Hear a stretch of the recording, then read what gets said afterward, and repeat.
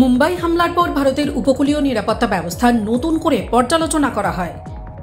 Indian নেভিকে সমুদ্র এবং উপকূলীয় নিরাপত্তার দায়িত্ব দেওয়া হয়।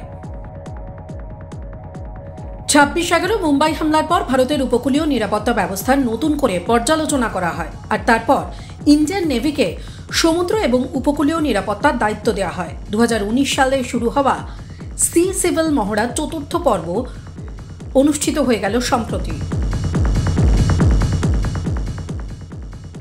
এই জাতীয় স্তরের মহড়া 11,038 কিলোমিটার উপকূলরেখা এবং 24 লক্ষ আয়তনের ইকোনমিক জোন জুড়ে পরিচালিত হবে।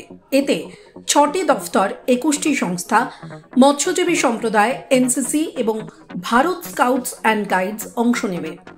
এই মহড়ার লক্ষ্য উপকূলীয় জনগোষ্ঠীর সঙ্গে সচেতনতা বৃদ্ধি করা এবং উপকূলীয় প্রতিরক্ষা ব্যবস্থার শক্তি এবং দুর্বলতাকে চিহ্নিত করা। এই মহড়া নিরাপত্তা জোরদার করতে আরও বেশি সহায়তা করবে, আর এতে নেভির পাশাপাশি আর্মি এবং বিমান বাহিনীও অংশগ্রহণ করায় মহড়ার গুরুত্ব আরও বৃদ্ধি পায়। টাইমস নাও খবর।